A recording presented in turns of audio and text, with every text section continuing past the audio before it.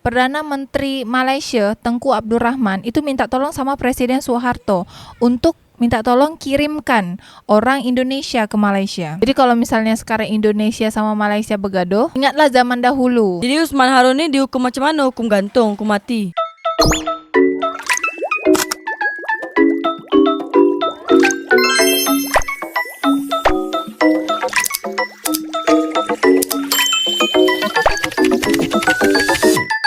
Orang Singapura, Malaysia, Indonesia zaman sekarang nih banyak yang tak tahu. Apa benda? Soekarno larang orang Tionghoa berbisnis di Indonesia. Kau harus jelasin dulu Insinyur Soekarno tu siapa. Nak buat podcast ni harus jelas. Jadi Soekarno nih. Kat sini hadap kamera. Oh iya, maaf ya beda. Jadi Soekarno nih adalah Presiden Republik Indonesia yang pertama. Jadi sebelum ada Kat sini kat sini. Oh ya. Jadi sebelum ada Singapura, Malaysia, Indonesia, semua ni adalah Nusantara. Jadi banyak kerajaan-kerajaan di Nusantara nih, terutama di bagian Selat Melaka. Nah sekarang ni aku nak bercerita Presiden Indonesia yang pertama yang melarang orang Tionghoa ni berjualan atau berniaga kat Indonesia nih. Kalau ada orang Tionghoa ni dilarang berniaga, jadi yang berniaga ni siapa? Orang mana? Orang Minang ke? Orang Bugis? Atau orang Melayu? Ataupun orang Jawa? Nah gini ceritanya beda. Jadi menurut CNBC Indonesia yang aku baca nih, dia cakap jadi setelah Soekarno ni mengusir bangsa-bangsa Belanda yang berniaga kat Indonesia ni dan menasionalkan segala jenis bisnis di Indonesia ni, makanya muncullah Tionghoa sebagai komunitas baru yang ada di Indonesia. Yang terkuat. Betul, yang terkuat. Berarti setelah Belanda yang terkuat Tionghoa. Betul, macam ada sektor pertanian, pokoknya segala macam yang berbau perdagangan, itu orang Tionghoa itu sangat kuat. Makanya menurut T. Kian Wee ini adalah orang yang dituakan lah, orang Cina yang dituakan sama orang Cina di zaman itu. Di Indonesia? Betul. Dia cakap orang Tionghoa ni tinggal tunggu masanya aja, sasaran Indonesia yang selanjutnya macam Belanda nasibnya, yang juga diusir sama Soekarno tadi. Ada juga larangan-larangan yang dibuat sama Menteri Perdagangan. Contohnya nih macam nih, isi aturannya tuh membatasi waktu pedagang asing berbisnis di pedesaan sampai tanggal 31 Desember 1959. Sebab setelahnya mereka harus berbisnis di perkotaan aja. Berarti orang Cina atau orang Tionghoa ni dia tak boleh berdagang dekat kampung-kampung. Betul, jadi biarkan saja orang Indonesia setempat yang berjualan supaya dia ini juga dapat perputaran uang lah daripada orang Tionghoa. Jadi orang Tionghoanya harusnya di kota aja. Betul. Makanya semua orang di Indonesia pada masa itu tahu kalau sasaran utamanya tuh adalah bisnis orang Tionghoa. Oh, itu yang terjadi kerusuhan itu bukan, Belum, beda. Itu waktu tahun 1998. Ini yang aku cerita nih masih di zaman Soekarno. Pertama-tama kali. Tapi di sisi lain itu ada juga yang menentang aturan itu, beda. Jadi ibaratnya kayak ada yang membela orang Cina lah. Tapi orang kita atau orang Cina juga? Tapi yang membela nih beda. Partai Komunis Indonesia pula. Jadi kau tahu beda, ada berapa orang Cina yang dipulangkan ke negeri Cina? Berapa? 119,000 orang Cina.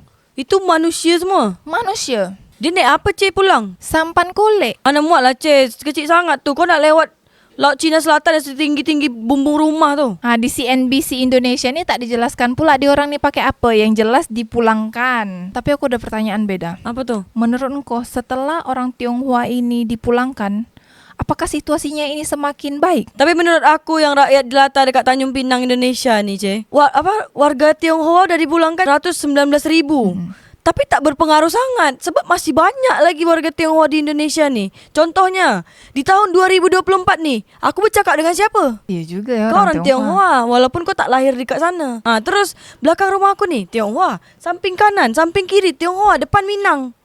Oh, depan Minang. Beda. Tapi sebenarnya orang Chinese sama orang Minang ni sama. Dia jiwa bisnis dia besar, entrepreneur. Sebab itulah pada zaman Soekarno ni takut orang Cina menguasai Indonesia ketimbang orang Minang gitu. Waktu itu mungkin orang Minang tidak terlihat lah ya. Tapi zaman dulu tu tak hanya orang Cina dari negara-negara lain pun banyak juga yang berpindah-pindah negara untuk berdagang. Macam Pak Kasim tu kan, dia orang Semenanjung, terus dia berniaga kat Indonesia, sekarang jadi orang Indonesia. Oh, macam Ko Aliung lah berarti. Dia orang Tanjung Pinang tapi berniaga kat Singapura, jadilah orang Singapura. Iya macam gitu. Zaman dulu kan orang berpindah-pindah. Terus juga pusat perdagangan di Indonesia ni banyak, dari India ada, dari mana lagi? Dari Thailand segala macam tuh masuk juga ke Indonesia. Cuma zaman dulu tuh tak ada berdagang secara online atau online shop gitu kan. Kalau misalnya judi online juga belum ada. Kan aku tanya apakah Indonesia ini malah semakin membaik, padahal Tionghoa udah dipulangkan ke negeri Cina. Jawaban yang sebenarnya beda itu tidak, malah makin kacau. Kacaunya macam mana pula nih menurut engkau, Ce? Kalau menurut CNBC Indonesia, dia cakap jawabannya tidak dan malah makin kacau. Padahal orang Tionghoa ini udah tak ada lagi di Indonesia menurut orang-orang Soekarno pada masa itu, yang selama ini dianggap kalau orang Tionghoa ini adalah pengganggu di Indonesia. Tapi di tingkat internasional beda, kebijakan ini malah turut merusak kemesraan antara Indonesia dengan Cina. Makanya pada akhirnya peraturan yang tadi itu dihentikan untuk sementara. Tapi kalau misalnya engkau dipulangkan ke Cina, Ce, engkau nak pulang ke mana? Kampung kau tuh kat mana? Guangzhou ataupun apa Beijing, Taiwan, mana itulah pokoknya. tapi berbeda dengan zaman Soeharto, beda. Kau kasih tahu juga, Ce, Soeharto ini siapa pula? Nah, kalau Soeharto ini adalah Presiden Republik Indonesia yang kedua. Jadi dia sezaman dengan Perdana Menteri Singapura Lee Kuan Yew, dan sezaman juga dengan Perdana Menteri Malaysia Tengku Abdul Rahman. Nah, jadi di zaman Soeharto pula cerita dia macam ni, beda. Waktu Indonesia baru merdeka tahun 1945 di tahun 1946. Berarti baru setahun ya, Ce, Indonesia merdeka waktu itu. Betul. Itu terjadi revolusi Sumatera Timur. Apa benda pula tuh, Ce? Jadi faksi atau komunis nih, dia bergejolak di Sumatera Timur. Orang komunis yang ada di Indonesia, Ce? Iya. Jadi raja-raja kesultanan bangsawan itu dibantai di Sumatera Timur sama komunis. Gara-gara kejadian itu, jadi banyak orang Melayu, orang Sumatera nih pindah ke Semenanjung. Berarti ke Malaysia lah Tapi waktu itu Malaysia belum merdeka, beda. Berarti belum ada Indonesia, Malaysia, Singapura. Indonesia dah ada, beda. Kan tadi aku cakap 1946. Kok nih sekolah tak beda. Merdeka tuh 1945, beda. Aku acah aja, tahu kau lupa nanti kan. Jadi waktu di zaman Soekarno, komunis nih sangat punya andil besar lah, beda. Sehingga raja-raja yang bersistem monarki ini dia tak suka. Nah, sekarang setelah dibantai-bantai ke sultan-sultan tuh macam mana ceritanya yang Soeharto nih? Nah, jadi di zaman Soeharto, ketika Soeharto nih menjabat jadi presiden, tapi ini sebelum menjabat jadi presiden. Jadi yang mana betul nih, sebelum atau sesudah? Kau tahu G30 SPKI kan? Tahu. Jadi setelah PKI ini ditangkap semua, komunis nih udah tak boleh lagi lah ada di Indonesia. Soeharto kan naik tuh jadi presiden. Perdana Menteri Malaysia. Ini nih kita udah masuk ke timeline Malaysia setelah merdeka. Oh, berarti ini udah masuk di zaman Presiden Soeharto lah Jadi Presiden Soeharto nih diminta tolong sama Perdana Menteri Malaysia yang pertama. Perdana Menteri Malaysia yang pertama siapa, Ce? Jadi nih buat orang Malaysia, betul tak Perdana Menteri Malaysia yang pertama itu Tengku Abdul Rahman? Kalau betul, anggukkan kepala korang 3 kali. Tapi komen lah juga, Ce. Nanti engkau tak tahu betul apa tidak. Setelah angguk kepala 3 kali, komen kat bawah. Jadi Tengku Abdul Rahman nih, dia minta tolong sama Presiden Soeharto, beda. Minta tolong apa? Panjang betul kisah engkau ni dari tadi. Kau jangan bilang nanti minta tolong buat sambal belacan. Kau bedal nanti. Jadi di saat itu, beda, Malaysia pun marah soal komunis nih, beda. Itu Singapura di zaman itu dah pecah belum dengan Malaysia? Itu aku tak tahu. Tapi yang jelas Perdana Menteri Malaysia Tengku Abdul Rahman itu minta tolong sama Presiden Soeharto untuk minta tolong kirimkan orang Indonesia ke Malaysia untuk jadi warga negara Malaysia. Iya, betul. Tapi secara teknis bukan langsung jadi orang Malaysia.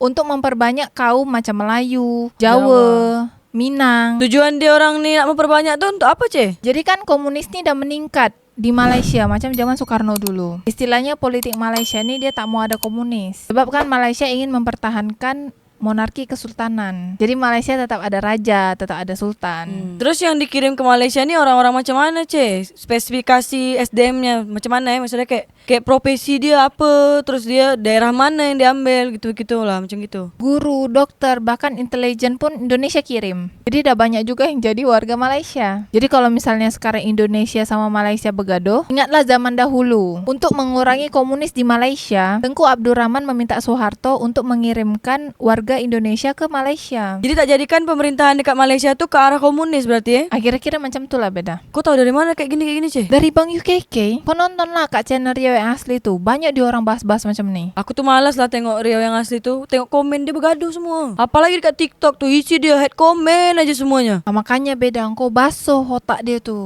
Kau nak aku sambung cerita lagi tak, beda? Tak payahlah, membebel aja kau dari tadi, penat aku. Ni satu lagi cerita, beda. Lantak kau. Satu lagi, beda. Satu lagi. Aku janji satu lagi, beda. Panjang sangat. Kalau yang ni sesudah ada Singapura pula, beda.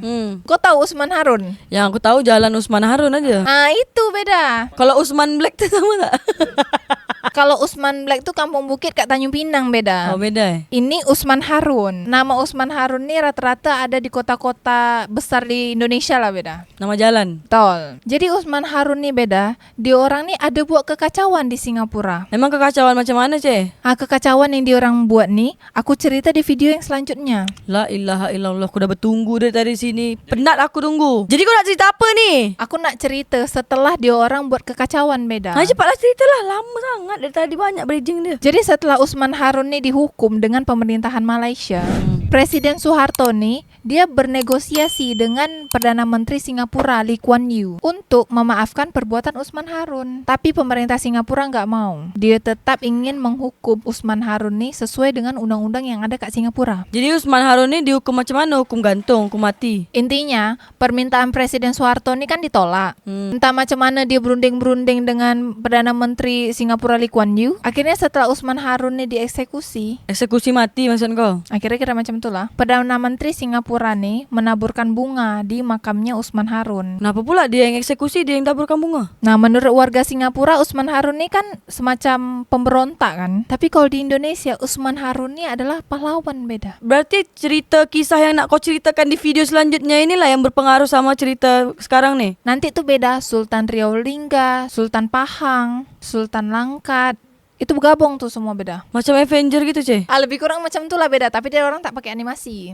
Oh, tak ada CGI Ya. Kau tahu dari mana nih cerita Usman Harun nih? Dari UKK juga? Dia tuh engkau lah beda. Bila masa kau jumpa dengan dia? Engkau lupa Dalam kau ni aku nak masak dulu. beda. Kalau orang Apa Malaysia lagi? tuh pasang CG Toto itu nggak boleh beda. Di Malaysia beda. Lantang kau lah, lantang kau.